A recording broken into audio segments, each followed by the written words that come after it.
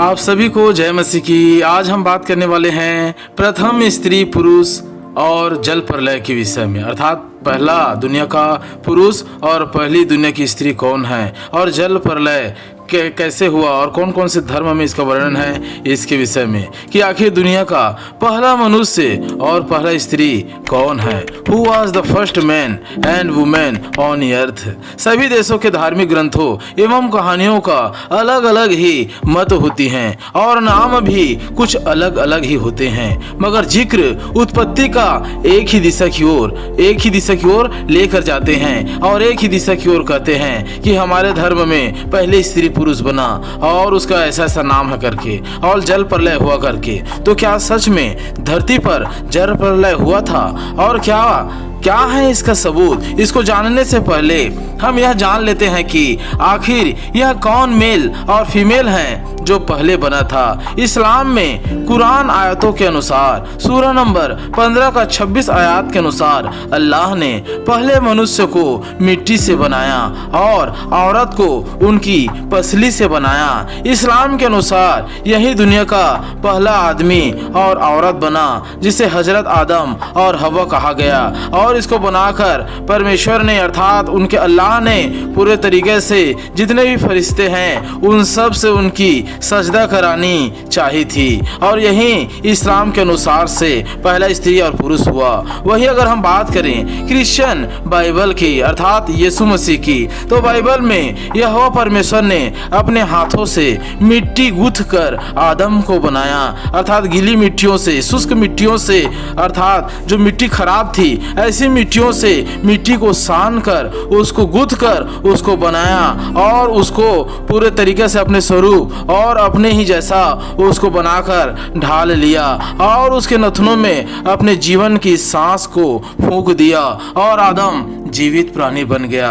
और उसी के अनुसार आदम को गहरी निद्रा में डालकर परमेश्वर ने देखा कि उसको गहरी निद्रा में डालने से पहले देखा कि परमेश्वर आदम के मैचिंग कोई है ही नहीं, कोई जीव जंतु उसके मैचिंग उसके स्वरूप के अनुसार कोई मेल खा ही नहीं रहा है। इसलिए उसे भारी नींद में डालकर अर्थात गहरे निद्रा में डालकर उसकी पसली को निकालकर स्त्री बनाया और उसका नाम हवा रखा और वह पहली स्त्री हुई जिसका नाम हवा थी। इस्लाम हो या क्रिश्चियन या यहूदी, इन तीनों धर्मों में और कई धर्म हैं जिनका यही मत है कि दुनिया का पहला आदमी आदम और हवा ही है। दोनों की उत्पत्ति का वृतांत एक ही है। तीनों धर्मों का उत्पत्ति का वृतांत एक ही है, मगर इसे अगर हम हिंदू धर्म ग्रंथों के अनुसार जानने की कोशिश करें, उनके ग्रंथों को समझे, तो यहाँ बाइबल और कुरान का जस्ट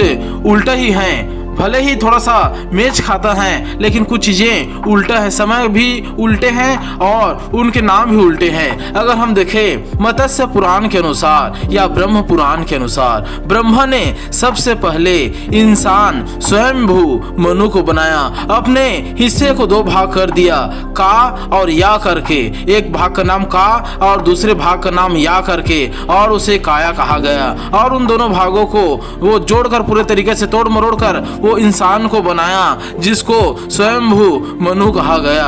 और उसी के अनुसार शतरूपा को बनाया जिसे मत्स्य पुराण में सरस्वती भी कहते हैं, उसके एक और नाम है जिसे सरस्वती भी कहते हैं, कहा गया, जिस पे ब्रह्मदेव का ही मन आकर्षित हो गया। वह जब खुद उस स्त्री को बनाया और देखा कि वह तो 100 स्त्रियों की जैसी रूपवती हैं, 100 सुंदर अप्सराओं से भी ज्यादा रूपवती हैं, तो अपने ही बनाए अपनी ही रचना को देखकर वह आकर्षित हो गया और उसके साथ कुकर्म भी किया था। जिस तरह बाइबल और कुरान में हवा को शैतान बहकाया था, बड़गलाया था और पाप में फंसाया था और कुछ के मान्यताओं के अनुसार उसके साथ कुकर्म भी किया था, उसी तरह हिंदू धर्म में मत्स्य पुराण के अनुसार ब्रह्मा ने अपनी ही रचना के साथ अर्थात अपनी ही बेटी के साथ गलत किया।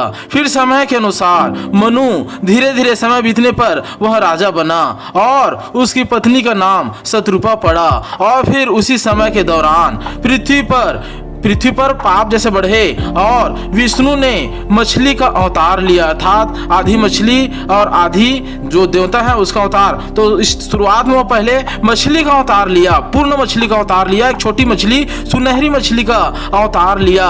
और जब राजा उस नदी में, उस सरोवर में जब जाकर वह जल चढ़ाता है और पूरे तरीके से सूर्य देव को जल चढ़ाता है और भी कुछ करता है, तो उसके हाथों में वह मछली आ जाती है जो कि वह विष्णु का अवतार था, जो राजा मनु को दर्शन देकर बताते हैं कि 7 दिन के बाद पृथ्वी पर जल प्रलय आने वाला है। तुम समस्त बीज और औषधि को इकट्ठा करके अपने लिए नाव बनाकर तैयार रहना, क्योंकि 7 दिन के बाद पृथ्वी पर भयंकर जल प्रलय आने वाला है करके।